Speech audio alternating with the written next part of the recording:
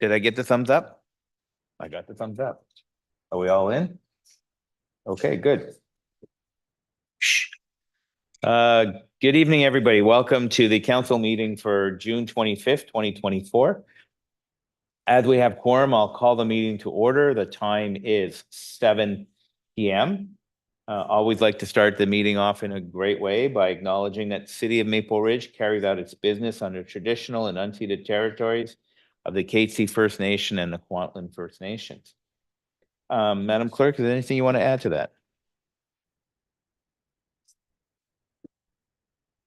Okay, good. So then we're going to move to, are there any amendments to the agenda? Seeing nothing, can I get a motion to approve the agenda? Moved by Councillor Doze, seconded by Councillor Carreras. Any additions? Seeing none, all those in favor? Motion is carried unanimously.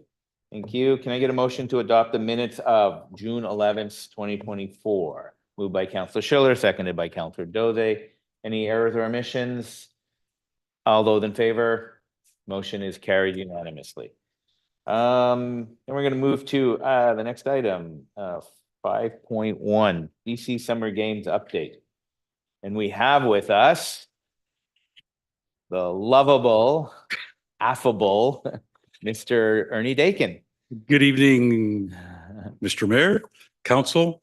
I want to just give regrets from President Laura. Some unforeseen circumstances conspired against her being able to be here with us tonight, but we're excited. Any guesses on how many sleeps until opening ceremonies? Good. I don't have a prize, but yeah, it's coming. And oh yeah, I've got the button too. There we go.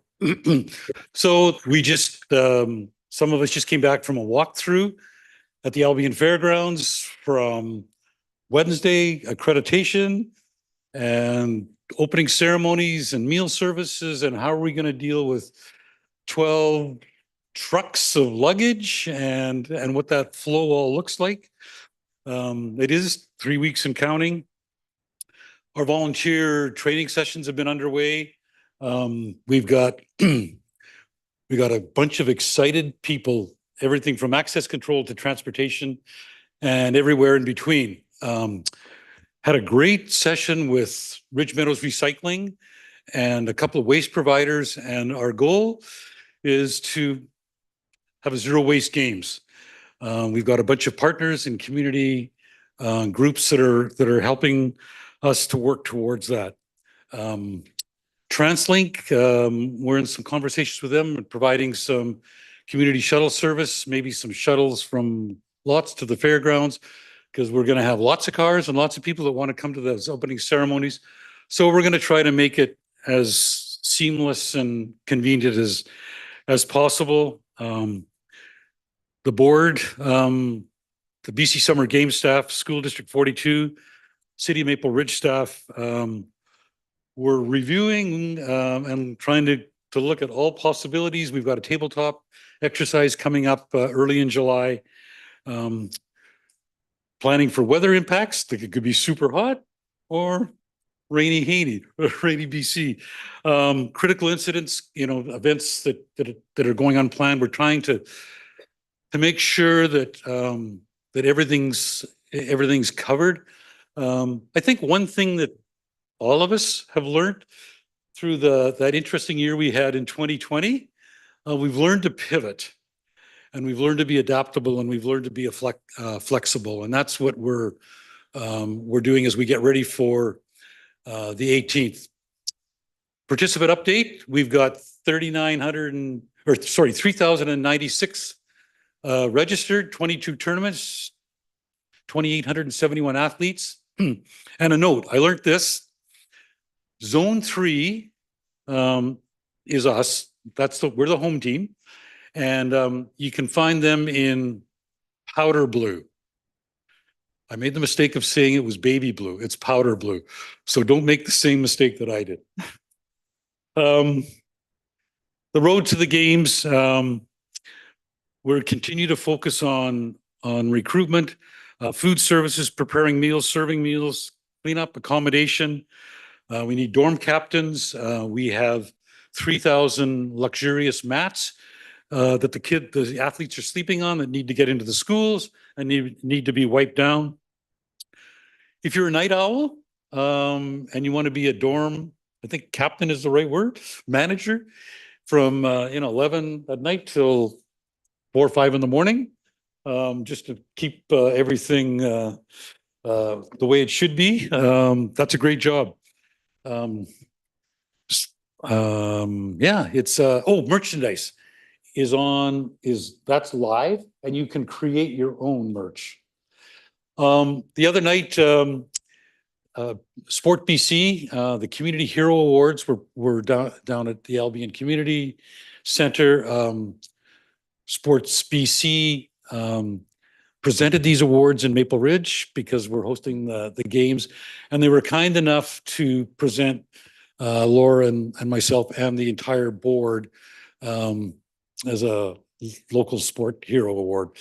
And there it is. The torch is sitting in the lobby. It's a great focal point, just to raise awareness as people come in and into City Hall, and an opportunity to sign up to volunteer. There's the online merch store. It's open again. Take a peek. All kinds of great things to choose from, and again, lots of logos to place and put where you would like them to go. So it's got your touch. This is one of the just for me one of the highlights of the games to date. The Friends of the Game, Brian and his crew have just done an amazing job of cash donations, in-kind donations, and that total of $326,000 is going a long way to ensure that we can put games on that are top notch, and you can see many familiar names. How our local Maple Ridge and Pitt Meadows community has stepped up and supported the games is just outstanding, and I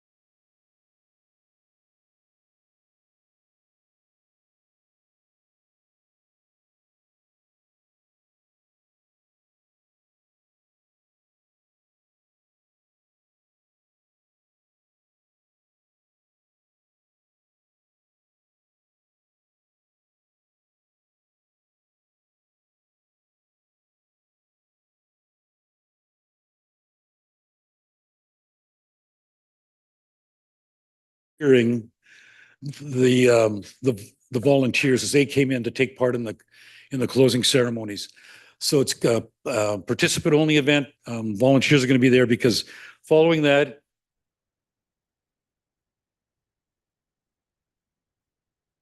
Volunteer Appreciation Night is taking place after that. These games wouldn't be possible without the volunteers. And Chris and I were just talking about it on our way up from Albion. And I said, if I'd been on the ball, I would have done a little bit of arithmetic or math on it. But like the board has two board meetings a month now. Each directorate has chair meetings and getting extra meetings, and it's thousands and thousands of hours that they're giving to ensure that the games come off smoothly and come off well. This is just an aside. A number of years ago, I was at an event and what the speaker had talked about volunteers, and the way that he framed it was, so every 3 or 4 years we vote, whether it's provincially, federally, or municipally. But when somebody comes out to volunteer in their community, whether it's for BC Summer Games or the Recycling Society or the Farmers Market, they're voting, saying that their community is worth their time and their passion and their excitement. And that's what our 1,500 or so volunteers are bringing to the games. We still need you. So how many of you have these in their purse or in their pocket or their wallet? And has anybody volunteered? Great. Super. So my wife was in yesterday getting her eyes checked. Getting to that age. Anyways, so does the check-in thing. And the young girl says, are you Ernie Dakin's wife? And she said, that depends. What's your next question? No, she said, yes, I am. He's got something to do with the summer games. And she said, yeah, he does. And they're looking for volunteers. Well, how do you do it? And she had a couple of cards in her purse, pulled them out, and got 2 volunteers while she was getting her eyes checked. So we still need to move forward on that and push hard. Thank you for your time. If you've got any questions, I'll try to answer them. And thank you for your support. Krista and Dave and Colin have been doing an outstanding job for the games, for the board, for the committee, and I just want to publicly acknowledge them. They've been going above and beyond over and over again. So thank you for lending them to us. Well, thank you for all the hard work that we know you and your team are all doing. It's no small feat to put together the games. And we know that you're looking for how many volunteers? 2,000 volunteers? Yeah, if we got 1,500 to 1,600, we'd probably be okay. You know, the one interesting thing on the volunteers, so we got a lot of people that are doing 2 or 3 or 4 or 5 or 6 shifts. And so one volunteer can actually cover for 2 or 3 or 4. So, but yeah, we need to, and particularly, I would say accommodation. So if you're a night owl, you like kids, you want to control, skip the dishes coming into the schools, whatever. It's lots of fun. You mean we're going to be in the gym being chaperoned all night long? No. There's classrooms in each school. Okay. So there's a desk, a table set up. So you're just making sure that the people that are supposed to be coming in, you check their accreditation, are getting in. Okay. And the kids are off in their classrooms. Sleeping. Perfect. Sleeping. Perfect. Well, I'm ready to flip pancakes or burgers, or that's my thing. That's my jam. All right. But you know, when we started this process over a year ago, and we reached out to yourself and Laura, we knew what we were getting. And You haven't disappointed us as of yet. I really sense the excitement that's building up around us, and people are excited. There's still a lot more work to do, but we're there with you. Thank you. I do also want to thank our staff, the ones that have been involved with this. I know the dedication and passion that you are all bringing to the table is something that will stay with you and will ensure magnificent games. So I thank you for Thank all you. of that. I'll open it up for comments or questions. Councilor Carreras. Thank you very much. And yeah, I'm signed up. I have a whole week of vacation outside of Tuesday Council Day. I'm all the BC Games. The 3,000 athletes or participants, so Yep. those coaches and athletes, how does that compare to other games? Well, it's 3 times the size of the Winter Games. Well, Um, it's summer's bigger than winter, I summer's- think. yeah. Yeah. That's a I was just It's a curious. good question. I think Just it's comparable. Yeah. I know there's a couple of sports that, like, we've got 7 zones with lacrosse instead of 8. But it's comparable. Yeah.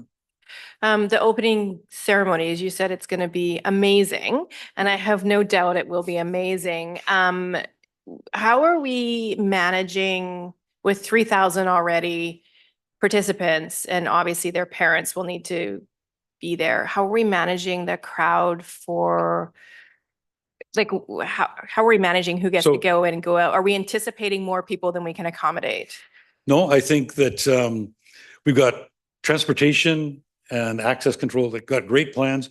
I should have brought my maps. Oh, sorry. But on the buses are going to be all on the Planet Ice side. We've got, and I forget the number, but we're using the parking at the Albion sports fields. We're encouraging people to take transit, carpool. We are planning, on 7,000 to 8,000 people. So we were looking at in 2020. But I think that, and encouraging people to bring their, blanket picnic, come early, sit on the grass. So we're not anticipating having more people than we can, just because I know other cities sometimes have had to limit who can come to opening ceremonies, but we're not anticipating anybody who wants to be there should be able to attend. Yeah. I just want to double check. And that's our goal. Yeah, I mean, perfect. if people want to be there, and again, in the Winter Games, it was limited on who could just venue, and it was limited on who could participate. And I think that we want to make sure that that is not the case for us. Sounds great. Just want to double check in Yep. case we needed to start having conversations with people like, hey, you might need a ticket. Thanks. Yeah, you bet. Thank you. Thank you. Any other comments or questions about volunteering? I know when I signed up, there was no place to put my puppy Piper, and there was no role for her. So, We'll take that under advisement. okay, all right, good. But one real quickly before, Hudson, our protocol chair, and Ron Antelek, our medals chair, will be reaching out to council, or maybe be proactive and reach out to them on what sport you would like to present a medal in and what your schedule looks like, because we want to make sure that you have those opportunities as well, because it is very cool. Yeah. Excellent. Okay, thank you very much for the Thank you. update, and looking forward to it. Yep, thank you. It's exciting. Thank you. Okay, now we're moving on to the next item, consent agenda. Madam Clerk. Thank you. The next item is the consent agenda, which is to be considered for approval in one motion unless a member of council wishes to discuss an item and requests that it be excluded. Each item removed from the consent agenda will be debated and voted on separately by council. There are 3 items on the screen in front of you included this evening. Thank you very much. Can I get a motion to move these items, please? Moved by Councillor Dewick, seconded by Councillor Carreras. Any comments or questions? Councillor Carreras.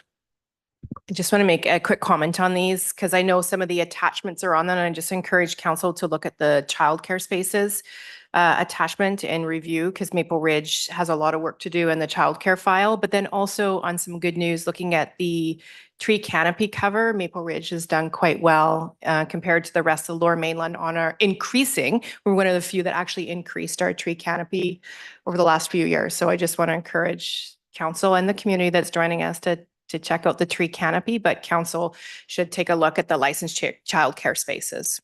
Thank you. Thank you. Okay, seeing no other comments or questions, can I get a motion? What, did I just do that?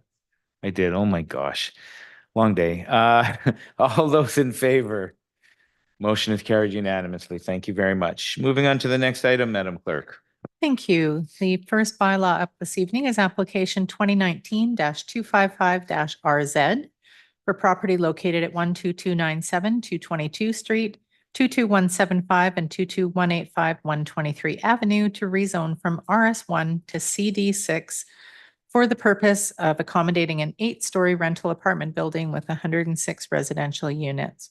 I'll just bring to council's attention that the motion is to rescind second and third reading of the OCP and zoning bylaws, and then to give second reading as amended.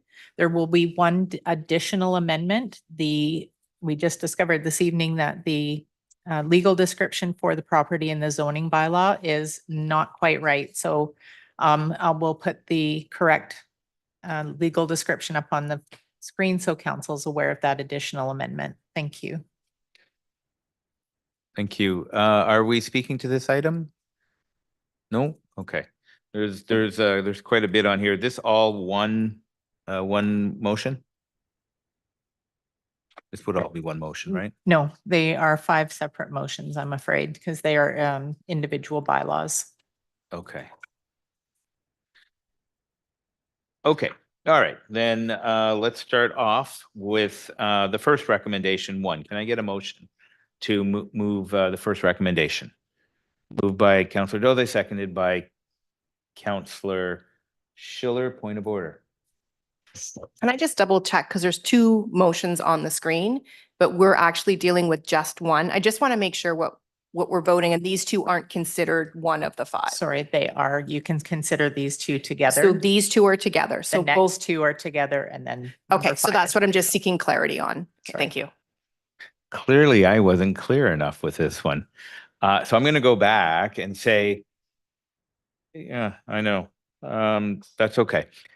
So we have 2 recommendations, which I need a motion to move the 2 recommendations. Let's start that again. Moved by Councillor Dode, seconded by Councillor Schiller. Any comments or questions on these 2 items? Seeing none, all those in favor? Motion is carried unanimously. Thank you very much. Okay, and now we're going to move to, so these are together or separate? These are Together? together, and the second one as amended will include that additional legal description on the screen at the moment. Okay, so let's go back. So I need a motion to move 3 and 4 together. Moved by Councillor Duick, seconded by Councillor Dode. Any comments or questions on these items? Seeing none, all those in favor? Motion is carried unanimously. Thank you very much. Okay. Guide me through this one. This Oh, this is 5.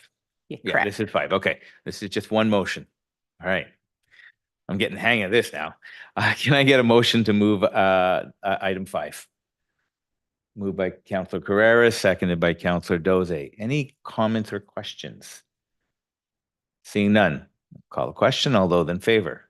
Motion is carried unanimously. Okay, is there any more? No. Not for that, not for that application. Okay.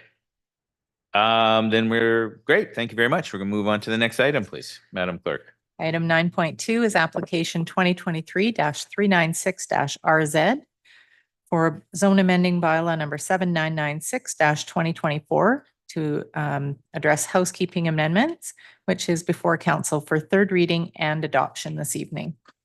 Okay, can I get a motion to move this item, please? Moved by Counselor Schiller, seconded by Counselor Carreras. Comments or questions? Seeing none, all those in favor? Motion is carried unanimously. Thank you very much. Moving on to the next item, please. Item 9.3 is the housing legislation amendments to address small-scale multi-unit housing and transit-oriented area regulatory requirements. And this is to allow secondary suites or detached additional dwelling units in single-family zones from 3 to 6 units of small-scale multi-unit housing on single detached or duplex residential lots dependent on proximity to transit stations, and to reduce or eliminate parking requirements in certain areas. Again, there are multiple recommendations that will be considered in 3 separate motions. 1 and 2 on the screen can be considered together. Excellent. Thank you very much for making sure that was clear to me. Can I get a motion to move recommendation 1 and 2? Moved by Counselor Doze, seconded by Counselor Carreras. Any comments or questions? Counselor Carreras. I'm just wondering if we can get some clarity from staff. So it looks like we're rescinding what we just passed 2 weeks ago and we're having to redo third reading. And I'm just wondering if we can get an update. I see there's the red line piece, but if staff can maybe give us some more information around why we're redoing this 2 weeks later. Thanks. Through the chair, in terms of the amendments, they're being brought in for clarity. So they're very much the same material that you gave to third reading 2 weeks ago. So for example, in some cases, one of the versions says up to 3, one of them says no more than 3. So the content's the same.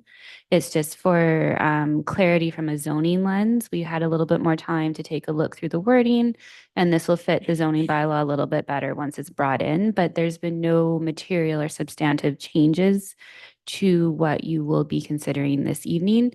And then the third, the rescinding and the re-giving it third reading as amended is just a legislative element. Thank you. So it's really just, had a very short timeline to do this that was enforced on us by another level of government, and further working through it, you just found some clarity that needed to be done. Thank you. I appreciate that. Thank you. Counselor Dewick. Thank you, Mr. Mayor. So my comments are probably more reflective of the next item, but it's all under the same heading. But at the committee of the whole, I asked the question about tax implications and wondered if we had an answer to that, because the question was raised around speculation, like especially in the transit oriented areas, that if we were to proceed with this, that potentially there could be a tax implication. Now, my understanding is it's not until it's zoned that way, which I'll speak to on the next agenda item. But do we have any information on how we answer that question on tax implications?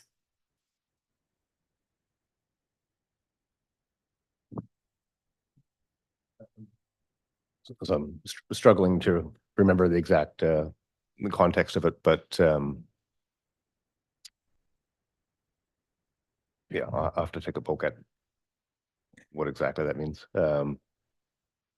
Essentially, highest and best use is the way BC assessment looks at things, but I'm not sure.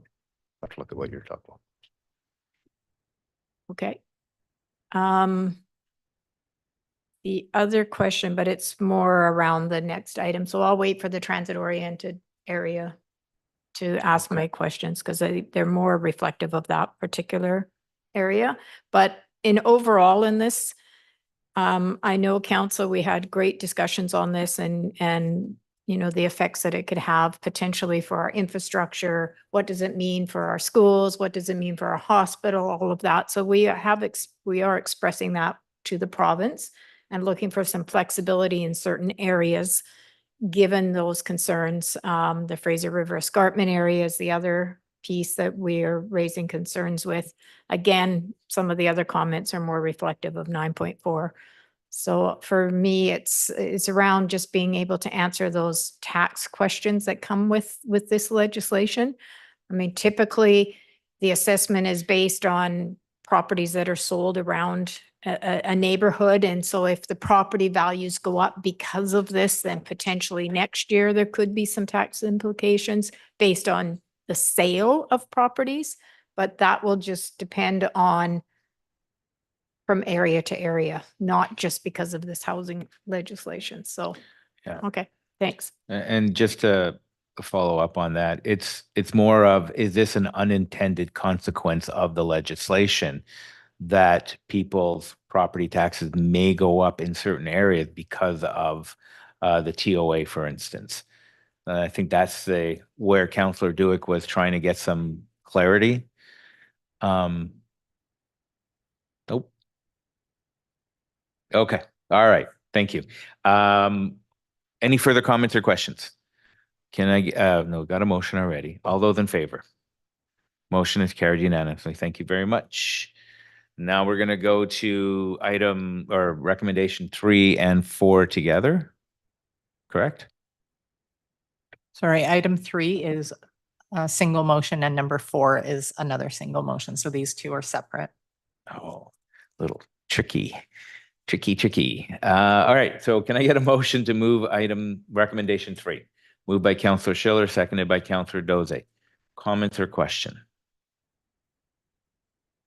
Seeing none, all those in favor? Motion's carried unanimously. Thank you. Moving on to recommendation 4. Can I get a motion to move recommendation 4? Moved by Councillor Doze, seconded by Councillor Schiller. Comments, questions? We're good? No comments, questions? Okay. All those in favor? Motion is carried unanimously. Moving to. Oh, there we go. Item 9.4 is housing legislation amendments for transit-oriented area designation bylaw. This prescribes transit-oriented areas near transit hubs and is before council for adoption this evening. Thank you. Can I get a motion to move this item, please? Moved by Councillor Doze, seconded by Councillor Schiller. Questions? Councillor Dewick. Thank you, Mr. Mayor. So could staff please confirm to the public in our report, it talks about the designation does not modify the land use designation in a TOA. So that is correct. And the importance of that description in here, because it was already interpreted that we approved this and therefore the zoning is already changed and they're going to be able to densify. So we need that clarity for the public's point of view. So through the chair, that's correct. This bylaw isn't technically a land use bylaw the way we regularly see with OCP amendments and zone amending bylaws. This is very much a standalone bylaw that just acknowledges that this city is designating these 3 transit-oriented areas as required by the province. By bringing this bylaw into effect, we are not impacting the underlying zoning or official community plan land use designation. Now, at the first, second, and third reading of this bylaw, council did endorse a land use review of the transit-oriented areas. So through that separate process, there may be changes to land uses, but that is not included within this bylaw, and it will come back to you as part of an amendment to the OCP as it regularly would. Right. And then can you speak to the public process? Because there will be a public process around this, and how is the public engaged? So that's correct. The land use review will include a public process. Now, due to some of the requirements the province is looking for, there are certain elements that we will still need to abide by. But the future land uses, what that looks like in terms of density beyond the new base densities, amenities, public realm, these elements will certainly be open to the community for for input. It is likely that it will form a relatively simple public process. So we'll have an open house, we'll have information available online. Staff are always happy to answer questions if anyone is curious about what this process looks like, as well as any further details on the designation bylaw itself. Okay, thank you for that. And then how will we notify residents in these particular areas? Is that how they will find out about the public process? Through the chair, the details of the entire public consultation process haven't been fully developed, but it is part of our practice to send a letter to the property owners as well as residents of the properties within the study area as well as a particular distance beyond the study area. So it is very much likely that they would receive a letter to their address. We also typically promote our processes online through various social channels as well as through the newspaper. Okay, that's very helpful. Thank you for that. And then my last question, because there's already been some speculation in one of the areas around the West Coast Express. So what are we telling potential developers or realtors or citizens that come to the front counter? So a portion of the TOA around the Port Haney West Coast Express does contain land uses that really weren't envisioning this level of density, right? So they are holding a single family designation. So there's certain elements that we're able to share, namely that with the TOA, it does increase the minimum density that the city has to receive for, like, we can't turn it away if it's within a particular density application. Now, that being said, it still needs to follow the entire city process. So it would go through a rezoning application or an OCP amendment. It would meet our engineering standards and requirements. So it is something that we are navigating a bit on a case-by-case basis. So we have been fielding some questions. And in a really high level, if somebody does have a land assembly that comes in that could facilitate multifamily development, that is a pre-application meeting or an application that the city would be able to receive. It does, as I mentioned, have to follow our minimum lot area. So if it's just a standalone property, that isn't necessarily something that we can facilitate.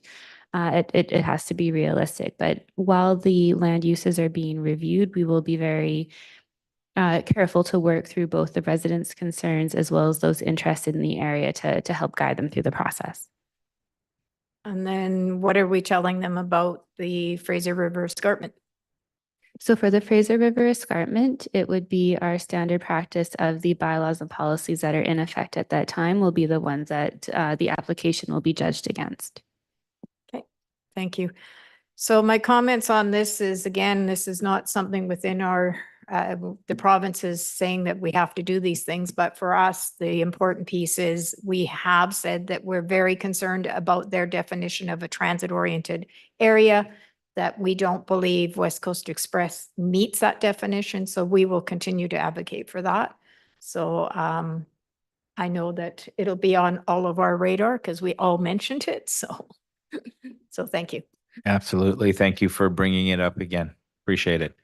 Any further comments, Councillor Carreras?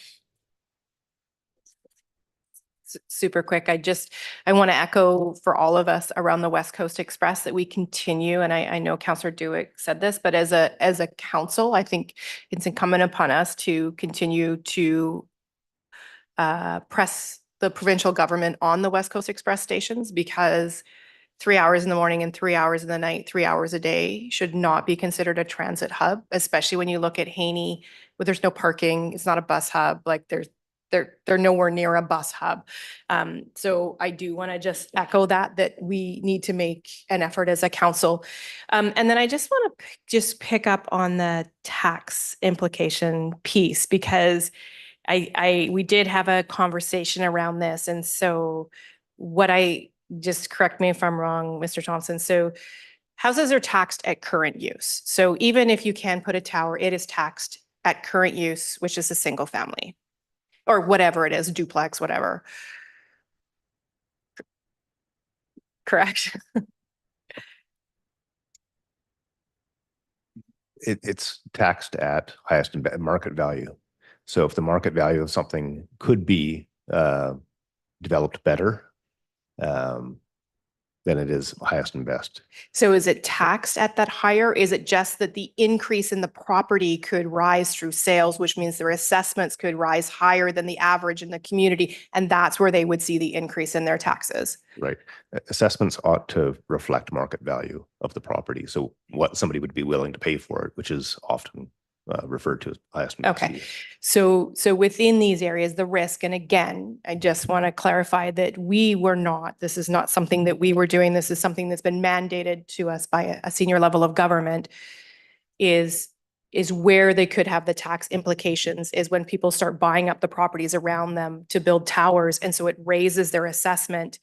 and they would raise higher than the average in the community, and that's where they'd be seeing significantly higher, could see higher or significantly higher taxes. But again, that would depend on sort of speculation and buying and what those assessments went up at. Correct. A small caveat in that there is some legislation around people that have owned a property for over 10 years, that's over an acre, there's some protection.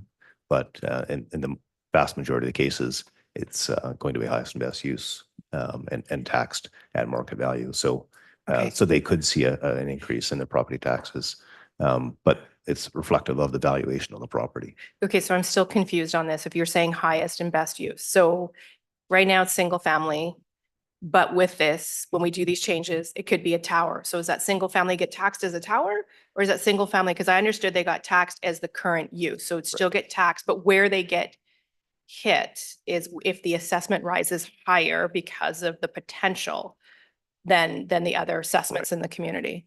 So I'll give you kind of an extreme example. If a property that's single family could be a high rise, like you say, the valuation actually might be all on the land, and there might almost be no value in the house. They might BC assessment might say it's worth 10 grand. It's all the value is in the actual land. So the land would be assessed as not as the current use, as the potential use. Yes, I think there's going to be some adjustments. Okay. Interesting. Okay, thanks. I just thought we heard something different at the last meeting. Thank you. Thank you. Any further comments or questions? Seeing none, all those in favor? Motion is carried unanimously. Thank you very much. Moving on to the next item, Madam Clerk. Thank you. Item 10.1 under committee reports and recommendations is a resolution to increase the budget for the 123rd Avenue roadway and utility improvement projects to allow it to proceed to construction. Resolutions on the screen. Thank you very much. Can I get a motion to move this item, please? Moved by Councillor Duick, seconded by Councillor Dozay. Any comments or questions? Okay, Councillor Schiller. Thank you, Mayor Remy. And I want to just start by acknowledging that when we looked at this last week at Committee of the Whole, we had staff on hand to answer questions. And I think staff made the very good point that I think staff have done exactly what we would want them to do in this situation, that before this project began, they recognized that the budget that was allocated for the project was not going to be sufficient. And they brought that back here to the table for discussion. And I think that's important, that if it's sort of characterized as the project being over budget, that's one way of looking at it. But, ultimately we have the opportunity to look at that before the project starts. And I think that's really important. So I can see good reasons for finding the funds to do this project as it was originally intended. And I can see good reasons for maintaining the budget that was originally approved. I'm interested to hear what others have to say as well. But I did just want to ask a few questions for my own understanding. So staff provided a recommendation or an alternative that we could split the project into 2 phases. And if that was the choice, can staff just speak a little bit about what happens to phase 2 in terms of, okay, we're going to move ahead with phase 1. We're going to come back to phase 2. Where does phase 2 sort of end up in the list of prioritized projects? Through the chair, we'd phase it based on the design that would make sense for phase 1, and the second phase would go back into the business planning process for 2025 capital funding. Yes, and I have come to appreciate that there is no one master list all nicely numbered for us to work through, and we do just kind of have to make choices, as we go. And I think one of the reasons this project makes a lot of sense is because of the proximity to all the schools and the ability to. There's a lot of infrastructure upgrades that are going to happen, but a piece that's of particular interest to me is this piece around kids getting to school and the multi-use path.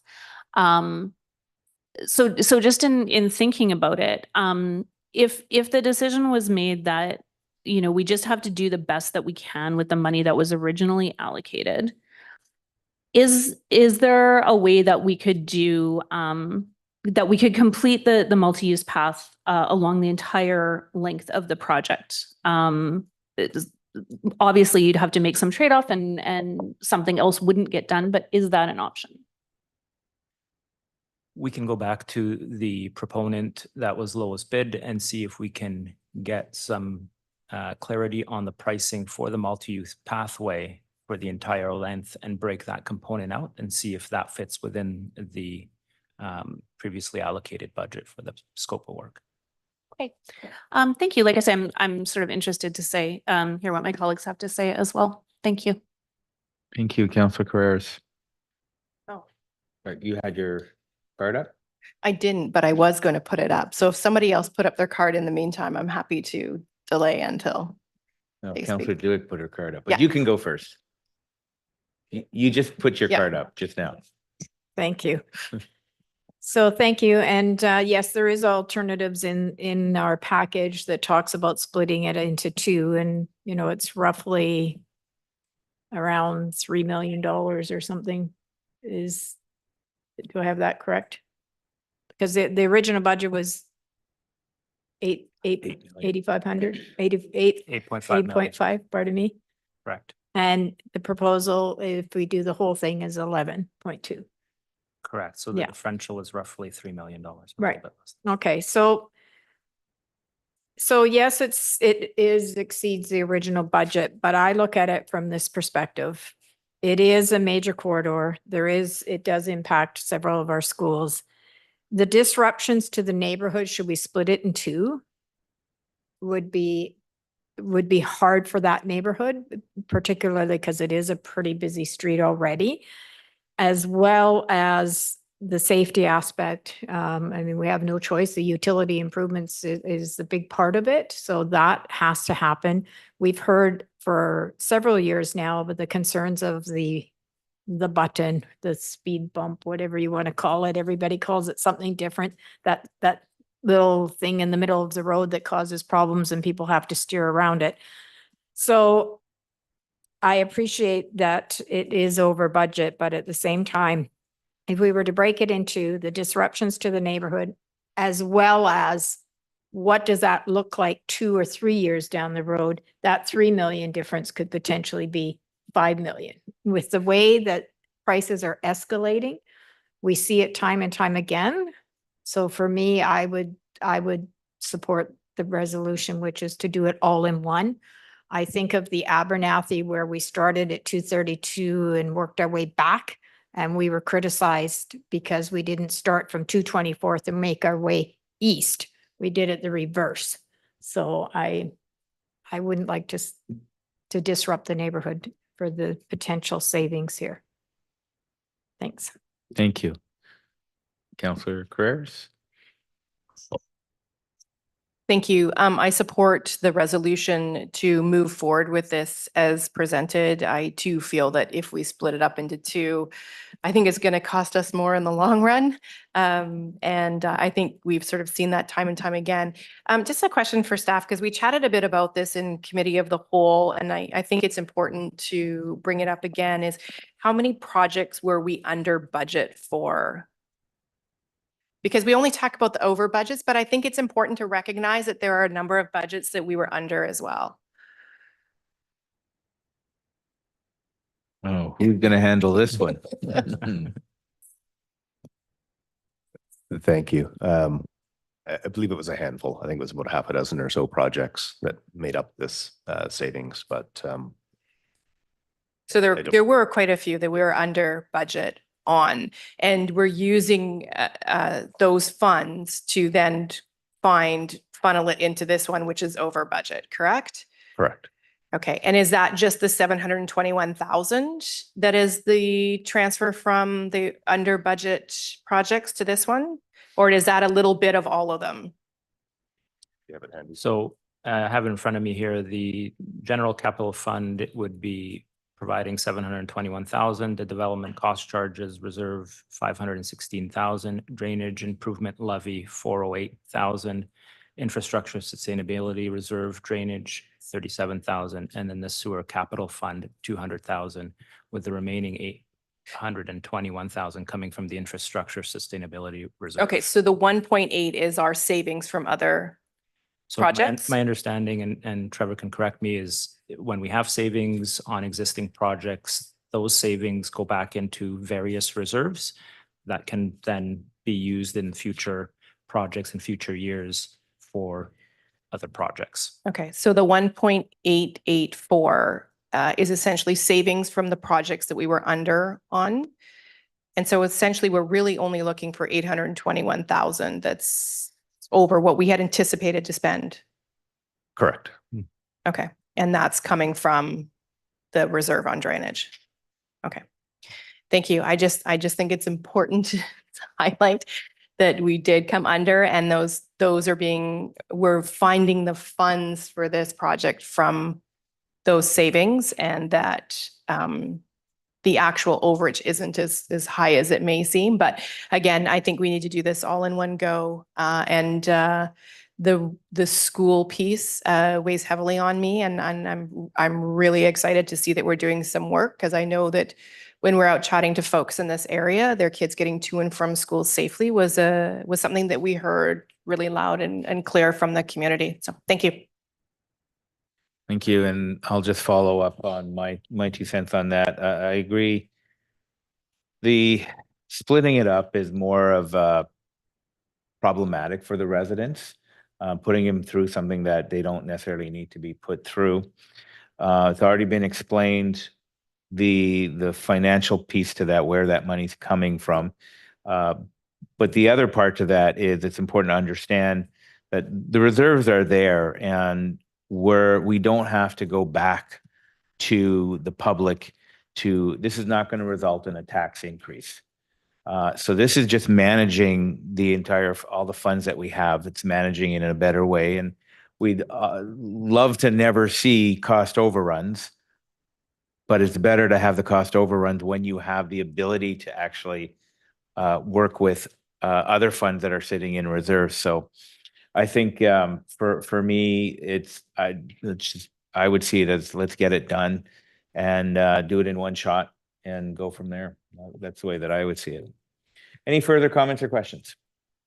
Seeing none, all those in favor? Motion is carried unanimously. Thank you very much. All right, next item, Madam Clerk.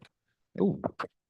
Thank you. The next item is the 2023 annual report and 2023 statement of financial information, and I'll turn it over to you. To me. Oh, that's my thing. Look at that pretty picture over there. So on behalf of council, I'm pleased to present our 2023 annual report, which highlights our activities and financial performance from the past year and previews our plans for 2024. The theme of this year's report is City on the Move, and we've been pushing that almost since day one, tying in the city's Maple Ridge Moves plan, which aims to diversify the local economy and attract good local jobs, broaden the tax base, and improve access to affordable housing and how people and goods move around the community. The public-friendly approach of our 2023 annual report is part of our increased focus on communicating our work and engaging with our residents, businesses, community groups, Katzie First Nation and Kwantlen First Nations, and our other partners in a meaningful way. The annual report provides a comprehensive overview of the city's initiatives accomplished in 2023, including detailed audited financial statements and activities planned for the coming year that align with council's strategic priorities. We're very proud that the City of Maple Ridge has been awarded the Canadian Award for Financial Reporting from the Government Finance Officer Association for 33 consecutive years, the longest run of any city in Canada. We encourage you to review this report to learn more about all the great things happening in our city and follow our progress on social media and at mapleridge.ca. And it's a great little book. So just to be clear, they can access this online. Okay. So it's full of great things that we've done over the last year. And I think it speaks to the progress that we're making as a city and towards our strategic objectives. So thank you very much.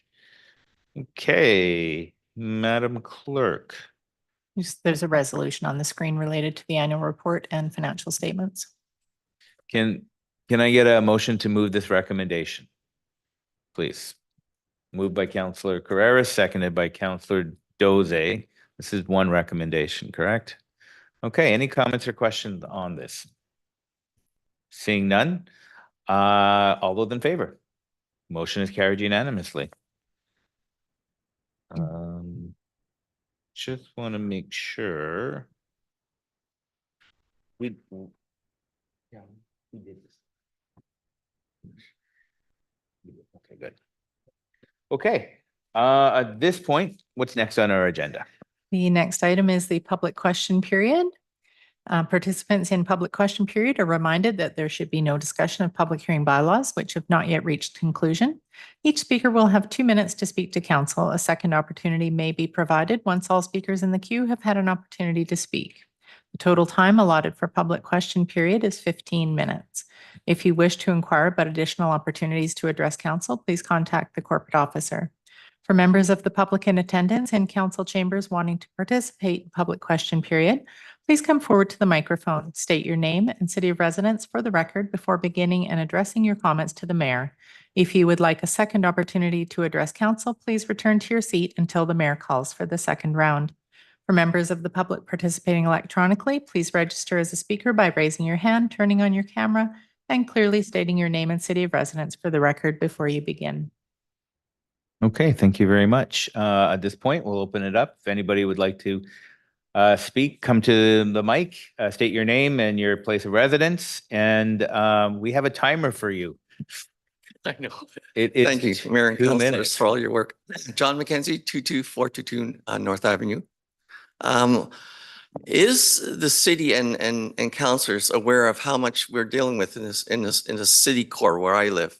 I won't get into details of it, but bylaws has to deal with it almost every day. I see it every day. So are we requesting more funding from the provincial government, because they are in charge of social programs, to deal with the extra burden or taxation on our area? Because believe me, it is costing us a lot of money in staff and trucks and everything to deal with what we deal with in my area. And you know, I deal with it every day. You know, I won't get into details, but it's are we requesting that if we're going to have all these supportive housing units here built here, we got 3 or 4 of them now, are we getting more money from the provincial government to fund it? Because it's costing our taxpayers a lot of money.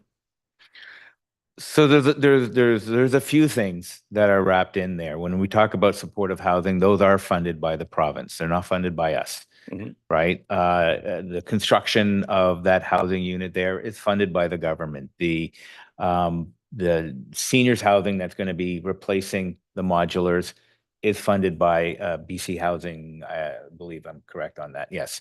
So they do fund a whole range of things.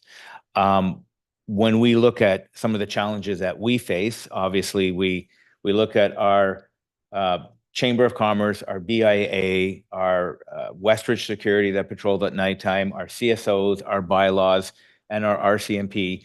Those are our costs. And it's about how do we manage that process. There are some challenging areas for sure. And I think we try to do the best that we can. There is a motion that will be going to UBCM later in the year that looks at potential cost recovery, for instance, of fire services, first responder services. And I think everybody is engaged. All mayors across the Lower Mainland is engaged on how do we pay for all this and how do we resolve some of these issues. And as you know, it's complicated. So we can do what we can. And it's challenging, but that's where we try to be responsive. So if we know there's problem areas, we can push our people, our CSOs and our bylaws to go and patrol a little bit more down there. But let's face it, those are city costs at some point. They are absorbed by the city. Police are there for us. Our bylaws are there for us. So we manage that time as best we can. Thank you very much. Thank you. Okay. Anybody else would like to come and speak? Is there anybody online? Nobody online. Okay, as we have nobody else, I will declare public question period over. Next item is item 14, Mayor and Councillor verbal reports. Is there anybody who wants to share anything with us today? Councillor Schiller. Thank you, Mayor Remy. I attended an ARMS board meeting last week. It was the last official board meeting before the summer. And so ARMS was just gearing up for their summer camps as well as other activities they carry out over the summer. They're doing an invasive vegetation removal day coming up soon at Reg Franklin Park. And I also just wanted to speak to National Indigenous Peoples Day that happened on Saturday. We were all there, but I wanted to say it just was such a privilege to be up on the stage for that ceremony and have so many different participants from Indigenous groups come out and share their perspectives. And it was just a wonderful day that I was very happy to be a part of. Thank you. Thank you. Anybody else? None? Then I'll just throw in my 2 cents. National Indigenous Peoples Day was great. Always great to see people there. The beautiful day for it, not too hot, not too cold. And just seeing people interacting with each other and showing the importance of First Nations and where they are today versus where they were before. So that was really good to see. I attended in Vancouver yesterday, the International Transportation Conference, where we saw about 200 people from all over the world talking about what they're doing on rapid transit, on regular transit, on electrification, on climate change. And it's interesting to see because the trend is definitely going towards better transit. We're seeing that across the globe, and that was demonstrated yesterday throughout the entire conference. And it's something that we need to continue to put pressure on to not only our provincial government, but our federal government. And we need to start recognizing transit as not a could have, but a must have. It needs to be recognized as a core service and be funded as a core service. So that is something that we are pushing as the Mayor's Council and everything that we do. Tomorrow is another conference in North Vancouver, specifically for the bus rapid transit. And that's going to be held by TransLink. And again, it'll be talking about what BRT is all about and how it benefits us and why we should be looking at BRT, funding BRT, because it's a lot cheaper to fund BRT than it is to fund SkyTrain or light rail. And you get almost the same results from that. So that's exciting to be a part of as well. And I think I will stop there. Oh, wait, no. This Saturday, Multicultural Day. Everybody come out to the park. It's always a fun time. You'll see lots of different cultures that there'll be food there and music and dancing, and it's always a great time. And of course, a few days later is Canada Day, Monday, July 1st. It's going to be a spectacular event. We've got a lot of things lined up for it. It's going to be fun. So I hope to see everybody there. Yeah, I think we're coming into a very exciting summer. So thank you. That's all I have to add. Madam Clerk. Next item is adjournment. Oh, that's it. We're done. As we have no further business, I will adjourn the meeting. Thank you.